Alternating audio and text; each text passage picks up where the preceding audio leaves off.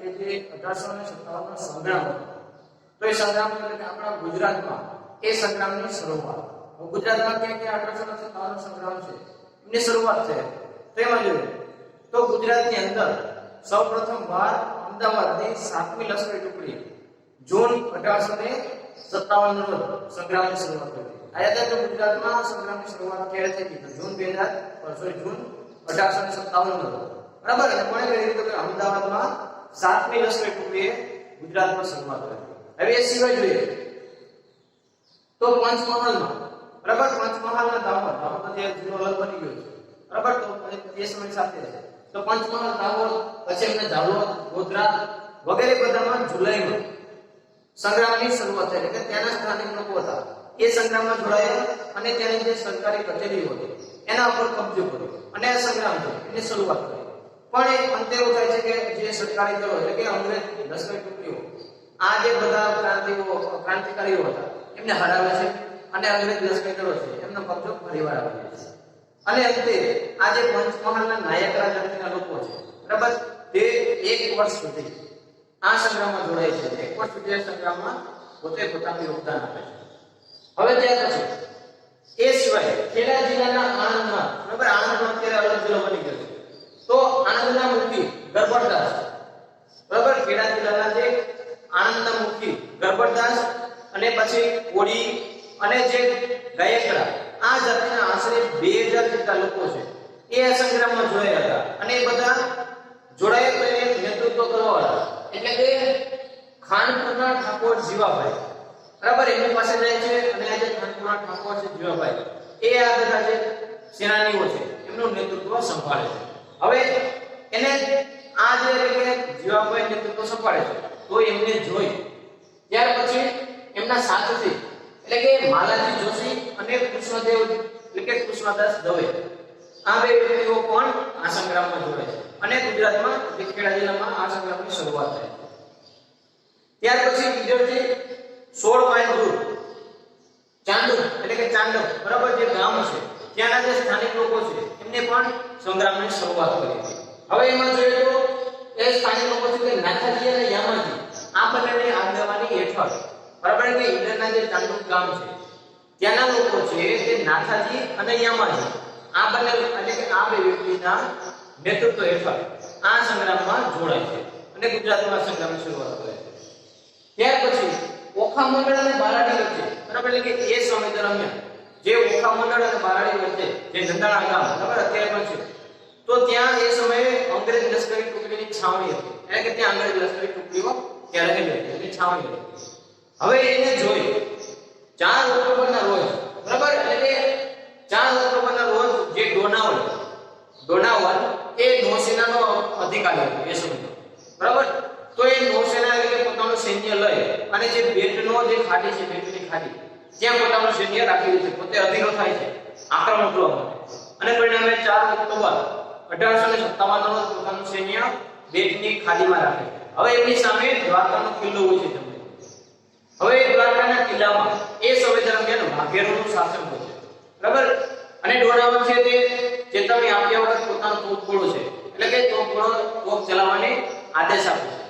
અને પરિણામે તોપગોળાને એ જે વાઘોજીના કિલ્લા છે એટલે કે વાઘેરોના જે કિલ્લા છે એના પર તોપગોળાનો મારો ચાલુ થાય છે. હવે એ સમય દરમિયાન વાઘેરો પાસે આવી કોઈ પણ પ્રકારની યુદ્ધ સામગ્રી ન હતી, બરાબર. હવે એમની પાસે આવી યુદ્ધ સામગ્રી હતી નહીં એટલે જો તોપગોળો એમ ચાલુ રહે તો પોતાનો કિલ્લો છે ધ્વંસ થઈ જાય અને પરિણામે અંગ્રેજો છે કિલ્લાની અંદર ઘૂસી આવે અને વાઘેરો છે એને હરાવીને દ્વારકા કબજે કરે. હવે આ મુશ્કેલીમાં એ વાઘેરોની સ્ત્રીઓએ એક યુક્તિ, બરાબર, આપણે એક આઈડિયા શોધી કાઢ્યો. હવે જે સ્ત્રીઓ હતી પોતાના ઘરેથી ગાદલા લઈ ગાદલાને ભીના કરી અને જે કિલ્લો છે એ દિવાલ છે ફરતે ઉપર જાય છે અને ત્યાં જઈ અને જે વાઘેરો છે એમને કહે છે, બરાબર, કે તમે હથિયારો લઈ યુદ્ધ કરો. એટલે કે વાઘેરોના જે પુરુષો છે એમને કહે છે તમે હથિયારો વડે યુદ્ધ કરો. અમે આ બધા ગાદલા જે ભીંજાયેલા ગાદલા છે એ દિવાલોમાં નીચે રાખી અને જે તોપગોળો આવે છે તો એ ધબધબતા તોપગોળાને ઠંડા કરી દઈશું અને આમ આપણી જે કિલ્લો છે એને બચાવી દેશું. તો આવી રીતે વાઘેરો છે એને પોતાનો કિલ્લો બચાવે છે અને એમાં પોતાની જે સ્ત્રીઓ છે એ પોતાના જીવના જોખમે એટલે કે પોતાનો જીવ છે એમની પરવા કર્યા વગર એ ભીના ગાંઠાઓ પકડીને ત્યાં ઊભે છે અને જે ઘોડાઓ છે ચોકઘોડાઓ છે એમને ઠંડા કરે છે. તો ઇતિહાસની અંદર દુનિયાનો ઇતિહાસની અંદર આવી કોઈ એક ઘટના બની હોય તો માત્ર ને માત્ર તે દ્વારકામાં એ જે વાઘેલોની સ્ત્રીઓ દ્વારા બની છે. અને આમની જે બરાબર એ જે પોતાના જીવનો જોખમે પોતાના જીવની પરવા કર્યા વગર એ જે કાઢતા ત્યાં આપે છે તો એક અદ્ભુત ઘટના ઘટે. અને એ પછી પણ જેમ ઝાંસીની રાણી યુદ્ધ લડે છે અને એક વીરાંગના આવે એવી જ રીતે આ બધીઓ પણ આ બધી જે સ્ત્રીઓ છે એ પણ એક વીરાંગનાઓ હતી. અને એ જે હતી બરાબર જેમ ઝાંસીની રાણી હતી એમ આ બધી પણ ઝાંસીની રાણી હતી, પણ આ બધી ગુજરાતની ઝાંસીની રાણી હતી. તો ઇતિહાસમાં આવી ઘટના પહેલી અને છેલ્લી એક જ ઘટના હતી કે જે આવી રીતે તોપખાનાનો માળો છે એમની સામે એક ગોળાઓને એટલે કે તોપખાનાને ઠંડા કરવામાં આવે. તો એક અદ્ભુત ઘટના છે કે ઇતિહાસમાં આને સુવર્ણ અક્ષરથી કંડારવામાં આવે છે, બરાબર? કારણ કે એક અદ્વિતીય ઘટના છે. પરિવાર આવી ઘટના બને અને બની પણ નથી અને બનશે પણ નહીં, બરાબર? તો એક અદ્ભુત ઘટના છે. ત્યાર પછી ગુજરાતમાં એ સિવાયના જે પ્રદેશો હતા, બરાબર, એમાં જોઈએ તો ઉત્તર ગુજરાતની અંદર પાટણ, ખેરાલુ એટલે કે ખેરાલુ, ભિલોડા, મોટેડી વગેરે જગ્યાએથી ત્યાંના સ્થાનિક લોકો હતા. એ સ્થાનિક લોકો આ સંગ્રામમાં જોયા હતા ને 1857 નો સંગ્રામ છેડ્યો હતો. એ સિવાય તો એ સમય દરમિયાન ડિસેમ્બર 1857 નો તાત્યા તોપે છે, બરાબર, એ પંચમહાલમાં 15 દિવસ રોકાયા હોવાનું મનાય છે. એટલે કે તાત્યા તોપે છે તે પંચમહાલમાં આવે છે અને ત્યાં રોકાય છે કારણ કે એમની પાછળ અંગ્રેજી લશ્કર છે પડ્યું છે. તો અંગ્રેજી લશ્કરની પાછળ પડ્યું છે તે પંચમહાલમાં 15 દિવસ રોકાય છે અને ત્યારબાદ પછી વાંસવાડાના જંગલો તરફ તેને જવાની ફરજ પડે છે કારણ કે અંગ્રેજી લશ્કરની પાછળ હોય છે. તો આ બધા હતા તે ગુજરાતની અંદર જે 1857 સંગ્રામની શરૂઆત એમના જે સ્થળો હતા એના વિશે આપણે વાત કરીએ. હવે વાત કરીએ 1857 નો સંગ્રામ છે તો એના અંત વિશે. શા માટે 1857 નો સંગ્રામ છે નિષ્ફળ ગયો? શા માટે એનો અંત આવ્યો? બરાબર, એનો અંત કેવી રીતે આવ્યો એ જોઈએ. તો જ્યારે 1857 ની લડાઈ ચાલી હતી એ સમય દરમિયાન જે અંગ્રેજી સૈનિકો હતા એટલે કે અંગ્રેજોને પાછળનો જે પુરવઠો આપણે કહીએ બેકઅપ પ્લાન, બરાબર, તો પ્લાન બી એ પ્રકારે અંગ્રેજોના જે સૈનિકો છે અને હથિયારો છે એનો પુરવઠો છે ઇંગ્લેન્ડ અને ફ્રાન્સ એટલે કે ઇંગ્લેન્ડ અને ઈરાનથી આ જે અંગ્રેજ સૈનિકોને હથિયારો છે એમને મળતા હતા. પરિણામે એમના સૈનિકો છે એ જો કદાચ મૃત્યુ પામે તો બીજા સૈનિકો પાછળથી આવી જાય તો એ કારણ પણ કહી શકાય. હથિયારો છે નવા નવા આવતા જાય એ કારણ પણ કહી શકાય. તો એમ જોઈએ તો આજે 1857 સંગ્રામની શરૂઆત થઈ. તો 10મી મે ના રોજ આ સંગ્રામ તો શરૂ થયો અને એમાં જૂનની અંદર એટલે કે જૂન મહિનામાં અંગ્રેજો છે તે જૂન મહિનાના અંતમાં બનારસ અને અલ્હાબાદ એ પુનઃ કબજે કરી લે છે. એટલે કે ફરીવાર અંગ્રેજો એનો ઉપર અંગ્રેજોનો કબજો આવી જાય છે. ત્યાર પછી જુલાઈમાં કાનપુર કબજે કરે છે, કાનપુર જીતી લે છે. એ પછી સપ્ટેમ્બરમાં દિલ્હી જીતી લે છે અને દિલ્હીના એટલે કે દિલ્હી છે એ કબજે કરી લે છે. અને એ સમય દરમિયાન દિલ્હીના જે સુલતાન, બરાબર, બહાદુર શાહ જફર અને એમની બેગમ જીનત મહાલ આ બંનેને કેદ કરી લેવામાં આવે છે. બંનેને કેદ કરી લેવામાં આવે અને એમના જે 3 શહીદાઓ એટલે કે 3 એમના કુંવર એમની હત્યા કરી નાખવામાં આવે દ્વારા. પછી પાછળથી જે બહાદુર શાહ જફર છે અને એમના બેગમ છે એમને બર્માની રાજધાની રંગૂનમાં જેલમાં એટલે કે ત્યાં કેદ કરવામાં આવે છે અને ત્યાં એ બંનેના મૃત્યુ થાય છે. ત્યાર પછી વાત કરીએ માર્ચ 1858 ના રોજ લખનઉ પાછળ મેળવી લે છે. એટલે કે માર્ચ 1858 ના રોજ અંગ્રેજો છે તે લખનઉ પર ફરીવાર કબજો કરી લે છે. ત્યાર પછી ઝાંસીની રાણી, બરાબર, લખનઉ જ્યારે પાછળ મેળવી લે છે તો ત્યાર પછી ઝાંસી છે એ રાજ્ય પર આક્રમણ કરવામાં આવે છે અને જે ઝાંસીના રાણી છે એમના એક વિશ્વાસઘાતી ના કારણે ઝાંસી છે એમનું પતન થાય છે. એટલે કે ઝાંસીના રાણી છે એમને વિશ્વાસઘાતી હોય એ ઝાંસીની બધી માહિતી અંગ્રેજોને આપી દે છે. પરિણામે ઝાંસીનું પતન થાય છે અને જે ઝાંસીની રાણી છે એમને અને એમના જે સૈનિકો છે અને લોકો છે એમને કલ્પી તરફ જવું પડે છે અને ત્યાં કલ્પી જઈને અંગ્રેજો સામે ઝાંસીની રાણી છે ખૂંખાર લડાઈ લડે છે. એટલે આપણે કહેવાય ને એકદમ કપરી લડાઈ, બરાબર, કે લડાઈમાં હાર નિશ્ચિત હોય છતાં પણ પોતે લહુદુહાણ થાય છે છતાં પણ યુદ્ધ લડે છે અને અંગ્રેજો વિરુદ્ધ ખૂંખાર લડાઈ લડતા તેઓ વીરગતિ પ્રાપ્ત કરે છે અને પોતે વીરગતિ પ્રાપ્ત કરે એટલે કે મૃત્યુ સ્વીકારે છે, શહીદ થવાનું પસંદ કરે છે દેશ માટે, બરાબર. તો પોતે છે જે એમાં વીરગતિ પ્રાપ્ત કરે છે. ત્યાર પછી એ વીરગતિ પ્રાપ્ત કરે છે એટલે કે આ જે ઝાંસીની રાણી વિશે છે એ પણ તમે જે મૂવી જોશો એમની અંદર એનો પણ આ જે યુદ્ધ છે, કુખા લડાઈ છે, એકદમ કુખા ભયાનક લડાઈ, બરાબર, જે નબળા વ્યક્તિ હોય મૂકે છે તો એ જોઈ તો પણ એને આંખું લાગી જાય એવી લડાઈ લડે છે. ત્યાર પછી વાત કરીએ તો બિહારના જે જાગીરદાર કુંવર છે એ યુદ્ધ લડતા લડતા એમને મરણનો ઘાવ આવે છે. એટલે કે એવો ઘાવ આવે છે એ ઘાના કારણે એમનું મૃત્યુ થાય છે અને એપ્રિલ 1858 એ જે કુંવર છે એમનું મૃત્યુ થાય છે. ત્યાર પછી નાના સાહેબ પેશવા છે એ અંતિમ પરાજય બાદ નેપાળ તરફ જાય છે. એટલે કે નાના સાહેબ પેશવા એ છેલ્લો પરાજય સ્વીકારી નેપાળ તરફ ચાલ્યા જાય, એટલે કે નેપાળમાં ગયા હોવાનું મનાય. હવે ત્યાર પછી પાછળથી તેઓ ભાવનગરના સિહોર ગામે વસવાટ કર્યો હોવાનું મનાય છે. એટલે કે એવું પણ માનવામાં આવે છે કે તેઓ પાછળથી ભાવનગર આવ્યા હતા અને એમનું જે સિહોર ગામ છે ત્યાં પાછળથી તેઓએ વસવાટ કર્યો એવું માનવામાં આવે છે લોકો દ્વારા. અને ત્યાર પછી 1902 ના રોજ, એટલે કે ઈસવીસન 1902 ના રોજ જે નાના સાહેબ પેશવા છે એમનું અવસાન થયું તેવું પણ માનવામાં આવે છે. તેમના ચોક્કસ કોઈ પુરાવા મળ્યા નથી, માટે ફક્ત એવું માનવામાં આવે છે કહી શકાય. હવે ત્યાર પછી એક વિશ્વાસઘાતીના કારણે, બરાબર, તાત્યા તોપે છે એમનો પણ એક પરિચિત વિશ્વાસઘાતી એમને વિશ્વાસઘાત કરે છે. એના કારણે તાત્યા તોપેને અંગ્રેજ અફસરો છે, એટલે કે અંગ્રેજ અધિકારીઓ છે એમને હવાલે કરી દેવામાં આવે છે અને તાત્યા તોપેને રીતે પકડવામાં આવે છે જે વિશ્વાસઘાતીના કારણે. હવે જ્યારે તાત્યા તોપેને પકડી લેવામાં આવે છે તો ત્યાર પછી જે 18મી એપ્રિલ 1858 ના રોજ એક અંગ્રેજ અહેવાલ બહાર પાડવામાં આવે છે. એક અહેવાલ પ્રસિદ્ધ કરવામાં આવે છે. હવે એ અહેવાલમાં એવું કહેવામાં આવ્યું હતું કે અંગ્રેજો દ્વારા તાત્યા તોપેને ફાંસી આપવામાં આવી છે. એટલે કે અંગ્રેજો દ્વારા તાત્યા તોપેને ફાંસી આપી દેવામાં આવે છે, પણ હકીકત આવી ન હતી. જે તાત્યા તોપે છે એના બદલે એના જેવો જ કોઈ ભરતી વ્યક્તિ, એટલે કે એના જેવા દેખાતા હોય એવા વ્યક્તિને ફાંસી આપી દેવામાં આવી હતી. હવે ત્યાર પછી પાછળથી તાત્યા તોપે છે એ ગુજરાતના નવસારી છે ત્યાં પાછળથી રહ્યા હોવાનું મને છે, એટલે કે પાછળથી ત્યાં વસવાટ કર્યો હોવાનું માનવામાં આવે છે. તો આ રીતે જે 1857 નો સંગ્રામ છે એ અંત તરફ, બરાબર, આવા કારણોસર 1857 નો સંગ્રામ છે એ નિષ્ફળ ગયો. કારણ કે એમાં ભારતના જે ભારતીય લોકો હતા, જે વિશ્વાસઘાતીઓ હતા, એના કારણે 1857 નો સંગ્રામ છે એ નિષ્ફળ ગયો એમ કહી શકાય. કારણ કે જે વિશ્વાસઘાતીઓ છે એમના કારણે જ આપણે હતા. બરાબર મિત્રો, આપણા કોઈ વ્યક્તિ જ્યારે ખૂટે છે ત્યારે જ આપણો પ્રદેશ હોય, આપણો દેશ હોય, બરાબર, એ પાયમાલ થાય છે, એનું પતન થાય છે.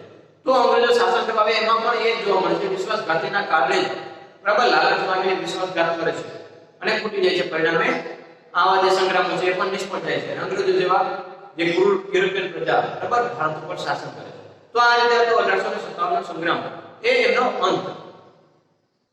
હવે આપણે વાત કરીએ કે 1857 નો સંગ્રામ છે તો એ નિષ્ફળ કેમ ગયો? એટલે કે 1857 નો સંગ્રામ જે નિષ્ફળ ગયો તો એની પાછળ અમુક મર્યાદાઓ હતી, બરાબર, એટલે અમુક કારણો હતા.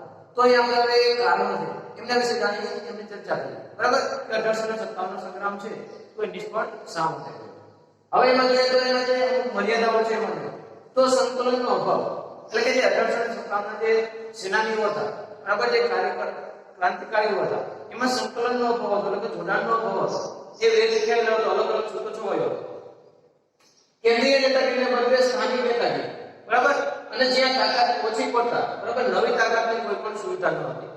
એટલે કે આજે 1857 નો સંગ્રામ હતો એમાં કેન્દ્રીય નેતાગીરી હતી, આખા ભારતમાં એક જ જગ્યાએથી નેતૃત્વ નહોતું થતું, પણ અલગ અલગ સ્થાનિક નેતાગીરી, એટલે કે જે તે સ્થળ હોય તો ત્યાંના નેતાગીરી અલગ હોય, એને કઈ નક્કી જ ન હોય ક્યારે શરૂઆત થાય, બરાબર. તો આમ કેન્દ્રીય નેતાગીરીને બદલે સ્થાનિક નેતાગીરી હતી. હવે ત્યાર પછી જ્યાં જ્યાં તાકાત ઓછી પડી, એટલે કે અંગ્રેજો સામે લડતા લડતા જે તાકાત ઓછી પડી તો ત્યાં નવી તાકાત છે, બરાબર, એટલે કે પ્લાન બી, બેકઅપની કોઈ પણ પ્રકારની સુવિધા ન હતી. જ્યાં તાકાત ઓછી પડી ત્યાં નવી તાકાત પણ ન હતી, પાછળથી નવી તાકાત ન હતી, શસ્ત્રો ન, બરાબર, સૈનિકો ન, પણ અંગ્રેજોને એ પ્રકારનું હતું. અંગ્રેજોને માનો કે શસ્ત્રો છે ખૂટી જાય, સૈનિકો મૃત્યુ પામે, તમને પાછળથી ઇંગ્લેન્ડથી, ઈરાનથી સૈનિકો આવતા, શસ્ત્ર આવતા, પણ આજે 1857 ના જે ક્રાંતિકારીઓ છે એમની પાછળ આવો કોઈ પણ પ્રકારનો પ્લાન ન હતો, એ પણ એક કારણ કહી શકાય. ત્યાર પછી નિશ્ચિત તારીખ કરતા વહેલી શરૂઆત, બરાબર. હવે જે 1857 નો સંગ્રામ છે એની તારીખ નિશ્ચિત 31મી મે તારીખ નિશ્ચિત કરવામાં આવી, પણ એની શરૂઆત છે 29મી માર્ચના રોજ મંગલ પાંડે કરી દે છે, બરાબર. તો નિશ્ચિત તારીખ કરતા શરૂઆત વહેલી શરૂઆત થાય છે. પરિણામે આ જે સંગ્રામ છે એ વેરવિખેર થઈ ગયો. ત્યાર પછી સંગ્રામનું ઉગ્ર સ્વરૂપ માત્ર ઉત્તર ભારતના કેટલાક રાજ્યો પૂરતું મર્યાદિત છે. એટલે કે સંગ્રામનું એકદમ ઉગ્ર સ્વરૂપ, ઉગ્ર આંદોલન હોય તો એ ફક્ત ને ફક્ત ઉત્તર ભારતના કેટલાક રાજ્યો છે એના પૂરતું જ મર્યાદિત છે. ત્યાર પછી એ જે સંગ્રામ છે તેમાં અમુક સમાજ સુધારકો છે જે સીધી કે આડકતરી રીતે જોડાયા ન હતા. હવે સમાજ સુધારકો જોડાયા નહીં તો એનાથી શું થયું કે એ જે સમાજ સુધારકો હતા એટલે કે એનો જે ક્રાંતિકારીઓ હતા એ શિક્ષિત વર્ગથી વંચિત રહ્યા, એમને શિક્ષિત વર્ગનો ટેકો ન મળ્યો. તો એ પણ કારણ કહી શકે કે શિક્ષિત વર્ગનો ટેકો ન મળ્યો, સમાજ સુધારકોનો ટેકો ન મળ્યો. હવે ત્યાર પછી પ્રાદેશિક વિવિધતા, બરાબર. હવે આપણે ખ્યાલ છે પ્રમાણે આપણા દેશમાં ભારત વિવિધતામાં એક ધરાવતો દેશ છે. આપણા દેશમાં એ સમય પહેલેથી જ ચાલ્યો હતો. એ સમયમાં પણ પ્રાદેશિક વિવિધતા હતી, એટલે કે અલગ અલગ પ્રદેશની વિવિધતા અલગ અલગ હતી. હવે આપણા દેશમાં ખોરાક, બરાબર, પહેરવેશ, ભાષા એ બધામાં અલગતા જોવા મળે છે, એ બધામાં ભિન્નતા જોવા મળે છે. હવે એના કારણે શું થયું કે આ પ્રદેશ તે સમયે પણ અલગ અલગ નાના રાજ્યોમાં વિભાજિત હતો અને એ બધા રાજ્યોમાં અંગ્રેજ શાસન હતું, એટલે કે અંગ્રેજ અધિકારીઓનું શાસન હતું. તો એના કારણે એ જે ભારતીયો હતા એમના પ્રત્યે એમની અંદર ભારત મારું રાષ્ટ્ર છે, ભારત મારો દેશ છે, અમે ભારતના નાગરિકો છીએ, આવી ભાવના જરા પણ ન હતી. બરાબર. હવે કારણ કે એ જે હતા માનો કે આપણું ગુજરાત છે તો ગુજરાત રાજ્ય હોય તો એ ફક્ત ગુજરાત પૂરતું, આખું ભારત મારો દેશ છે એમ નહીં. આપણે અત્યારે બી અમે ભારતના નાગરિક છીએ, પણ એ સમયમાં એવું જોવા મળતું ન હતું. એના પરિણામે એ જે તે પ્રાદેશિક વિસ્તાર પૂરતો સીમિત રહ્યો. બરાબર. એટલે કે ભારત મારું રાષ્ટ્ર છે, રાષ્ટ્ર ભાવના એમની અંદર ન હતી. હવે ક્રાંતિકારી છે, લોકો છે, બરાબર, એ રાજાઓ છે, એટલે કે જે ક્રાંતિકારીઓ હોય એમની અંદર ભારત મારું રાષ્ટ્ર છે એવી ભાવના ન હતી. તો એના કારણે, બરાબર, એટલે કે એ જે પ્રાદેશિક ઘટના હતી એ પ્રાદેશિક પૂરતું સીમિત રહી, બરાબર, ભારત મારું રાષ્ટ્ર છે એમની. અને એમાં બદલામાં એવું થયું કે અમુક રાજાઓ હતા તે અંગ્રેજોના પક્ષમાં હતા, અથવા તો અમુક રાજાઓ એવા હતા જે ઉદાસીન હતા, કઈ નક્કી નથી કરી શકતા કે આપણે શું કરવું, બરાબર. તો આ પ્રકારની વ્યવસ્થા હતી, તો એ પણ એક કારણ કહી શકાય. ત્યાર પછી શીખો અને ગુરખાઓ, શીખો અને ગુરખાઓ છે તે અંગ્રેજોના પક્ષમાં રહીને લડ્યા હતા.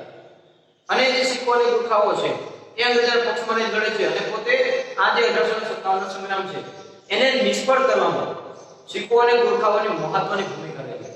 એના કારણે સંગ્રામ વધારે પડતો નિષ્ફળ ગયો. ત્યાર પછી લશ્કરમાં, એટલે કે લશ્કર, સેનાપતિ અને શસ્ત્રમાં અંગ્રેજો વધારે ચડ્યા હતા. હવે જે 1857 નો સંગ્રામ હતો તો એની અંદર ભારતીયોના અને ક્રાંતિકારીઓના લશ્કર, શસ્ત્રો અને સેનાપતિઓ કરતા અંગ્રેજોનું લશ્કર, એમના સેનાપતિઓ અને એમના સૈનિકો, એમના શસ્ત્રો વધારે ચડ્યા હતા. એટલે કે અંગ્રેજો છે એ વધારે મજબૂત હતા. ત્યાર પછી હવે આ જે સંગ્રામમાં જે મોટા મોટા રાજ્યો જોડાયા તો એમાંના અમુક રાજાઓ હતા તે આખો સંગ્રામ, એટલે કે અંગ્રેજોને હરાવવા માટે નહીં પણ પોતે ગુમાવેલું રાજ્ય છે એ પાછું મળે એટલા માટે સંગ્રામમાં જોડાયા હતા. એવા ઉદાહરણો પણ જોવા મળતા કે અંગ્રેજોને હરાવવા માટે નહીં પણ પોતાનું જે રાજ્ય અંગ્રેજોએ કબજે કર્યું તો એ રાજ્ય ફરીવાર એમની પાસે આવી જાય એટલા માટે યુદ્ધ કરતા હતા. તો એના કારણે પણ એ જે લોકો હતા એમને રાષ્ટ્ર પ્રત્યેનો પ્રેમ, બરાબર, ભારતને આઝાદ કરવું છે એવી ભાવના ન હતી. એના કારણે પણ સંગ્રામ નિષ્ફળ ગયો. તો આ જે 1857 છે એમના સંગ્રામ નિષ્ફળ કેમ ગયો? તો સંગ્રામ નિષ્ફળ જવાના મુખ્ય કારણો, અમુક મર્યાદાઓ એ છે અને આપણી મર્યાદાઓ છે એ કારણો છે, એમના વિશે જાણીએ. હવે જે 1857 નો સંગ્રામ થયો ભલે નિષ્ફળ ગયો પણ એના કારણે ભારતમાં ઘણા બધા અસરો થઈ, ભારતમાં ઘણા બધા સુધારાઓ થઈ, ઘણી બધી અસરો જોવા મળી. એ પરિણામની ઘણી સારી અસરો પણ હતી. હવે એ જોઈએ આપણે એ પરિણામ છે એની અસર, બરાબર. 1857 ના સંગ્રામના પરિણામોના અસર તો એમાં જે પહેલી અસર, બરાબર, કંપની શાસનનો અંત આવ્યો. એટલે કે ભારતમાં કંપની શાસનનો અંત આવ્યો. જે ઈસ્ટ ઇન્ડિયા કંપની હતી, બ્રિટિશ ઈસ્ટ ઇન્ડિયા કંપની, એમનો અંત આવ્યો અને એમની જગ્યાએ સીધું બ્રિટિશ તાજ શાસન હેઠળ ભારત આવ્યું. એટલે કે સીધે સીધું ઇંગ્લેન્ડમાંથી ભારત પર વહીવટ કરવામાં આવ્યો, બરાબર. તાજ એટલે રાજાશાહી સમયમાં તો જે તાજ છે કે એના દ્વારા શાસન કરવામાં આવ્યું અને એમાં અમુક ઉદારતાઓ પણ, એટલે કે ઉદારવાદી વિચારસરણી પણ દાખલ કરવામાં આવી. તો કંપની શાસનનો અંત આવ્યો અને તાજ શાસન હેઠળ ભારત આવ્યું. ત્યાર પછી દેશી રાજ્યોની આંતરિક બાબતોમાં દખલગીરી કરવાનું બંધ કરવામાં આવ્યું. હવે અંગ્રેજો શું કરતા હતા તો કે જે દેશી રાજ્યો એમાં પોતાનું પ્રતિનિધિત્વ રાખતા અને દેશી રાજ્યો છે તો અંદરો અંદર ઝઘડા કરતા. એનું રાજ્ય છે વહીવટમાં દખલગીરી કરતા અને દેશી રાજ્યને શાંતિથી રહેવા દેતા નહીં. તો એ દખલગીરી કરવાનું બંધ કરવામાં આવ્યું. ત્યાર પછી અંગ્રેજ સરકારને ભારત પ્રત્યેની નીતિમાં અમુક ફેરફારો કરવામાં, એટલે કે ફેરફારો કરવાની ફરજ પડી. બરાબર, આમ તો એ ઈચ્છતા ન હતા પણ ફેરફારો કરવાની ફરજ પડી. હવે એવા ફેરફારો માનો કે ઘણી બધી યોજનાઓ હતી ભારતમાં જેનાથી ભારતીયોનું શોષણ થતું. બરાબર, તો અમુક એવી નીતિઓ હતી એમના અંદર ફેરફાર કરવો પડે અંગ્રેજો, એની ફરજ પડી કે ફેરફાર કરવો પડશે. જો એ ન કરે તો આવો સંગ્રામ ફરીવાર બીજો પણ સંગ્રામ થાય અને એમાં અંગ્રેજોની હાર પણ થાય. તો એવા ડરથી કે અમુક નીતિઓમાં ફેરફાર કરે છે. તો એનો લાભ ભારતીયને મળે છે કારણ કે એ નીતિઓમાં ફેરફાર કરવામાં તો એવી થોડી ઉદારતા દાખવવામાં આવે છે. ત્યાર પછી હિન્દી સૈનિકોના પગાર, ભથ્થા અને સગવડોમાં વધારો કરવામાં આવ્યો. એટલે કે જે પહેલાના સમયમાં હિન્દી સૈનિકોને શું હતું તો કે એમાં બઢતીની તકો ન હતી. બરાબર, જે મોટા મોટા અધિકારીઓ એમાં ફક્ત ને ફક્ત અંગ્રેજ માટે અનામત રાખવામાં આવતા. તો એના બદલે હિન્દી સૈનિકો છે તેનો પગાર જે 7 રૂપિયા હતો, બરાબર, અને અંગ્રેજનો જે 150 રૂપિયા. તો આમ જો હિન્દી સૈનિકનો પગારમાં વધારો થયો, એમના ભથ્થામાં વધારો થયો અને એમની સગવડો છે પહેલાના સમયમાં જે સગવડો મળતી એના કરતા સગવડોમાં વધારો કરી દેવામાં આવ્યો. ત્યાર પછી ભારતના લોકોમાં રાષ્ટ્રવાદી ભાવના ઉત્પન્ન કરવાનો આ સંગ્રામ છે એને ઘણી બધી અગત્યની ભૂમિકા ભજવી. તો આ સંગ્રામ થવાના પહેલા ભારતની અંદર રાષ્ટ્ર પ્રત્યેનો પ્રેમ, રાષ્ટ્રવાદ હતો નહીં. બરાબર, એ જે તે પ્રાદેશિક વિસ્તાર હોય તેના પૂરતો સીમિત હતો. એને એમ નહોતું કે આપણે ભારત આખું આપણું એક દેશ છે, ભારત મારું રાષ્ટ્ર છે અને હું ભારતનો નાગરિક છું, એવી ભાવના પહેલા ન હતી. પણ આ સંગ્રામ થયો એના કારણે ભારતીયોની અંદર રાષ્ટ્રવાદ, બરાબર, ભારત મારું રાષ્ટ્ર છે, ભારત મારો દેશ છે એવી ભાવના, રાષ્ટ્ર ભાવના લોકોની અંદર જાગૃત થઈ. તો એમાં સંગ્રામે ઘણી બધી ભૂમિકા ભજવી છે. તો આમાં જે આપણો પ્રકરણ છે, બરાબર, કે 1857 નો સ્વાતંત્ર્ય સંગ્રામ. તો એ સ્વાતંત્ર્ય સંગ્રામ ઉદ્ભવના કારણો, એનો વ્યાપ કયા કયા વિસ્તારમાં વધ્યો, એમાં કયા કયા આગેવાનોએ ભાગ લીધો, બરાબર, ગુજરાતમાં 1857 સંગ્રામના અમુક જે કાર્યો, બરાબર, એમાં ઐતિહાસિક વાસ્તવિક ઘટનાઓ, એ પછી એ સંગ્રામ છે. તો એ સંગ્રામનો અંત અમુક વિશ્વાસઘાતીઓના કારણે સંગ્રામનો અંત આવ્યો. ત્યાર પછી સંગ્રામ નિષ્ફળ જવાના કારણો, મર્યાદાઓ અને અંતે એ સંગ્રામના પરિણામો અને એની અસરો. તો એ બધા વિશે આપણે આ પ્રકરણમાં જોયું અને જે 1857 નો સંગ્રામ છે એના વિશે બધી માહિતી, તમામ માહિતી આપણે અહીં સારી અને સરળતાથી સમજી ગયા. બરાબર, તો હવે મને એવું લાગે છે કે તમને 1857 નો સંગ્રામ છે એમની તમામ માહિતી, બરાબર, તમામ પ્રશ્નોનું સોલ્યુશન તમને મળી ગયું છે. તો અહીં આપણે જે 1857 નો સંગ્રામ એટલે કે આપણો પાઠ 9 જે 1857 નો સંગ્રામ છે એ પાઠ અહીં પૂર્ણ થાય છે. Thank you.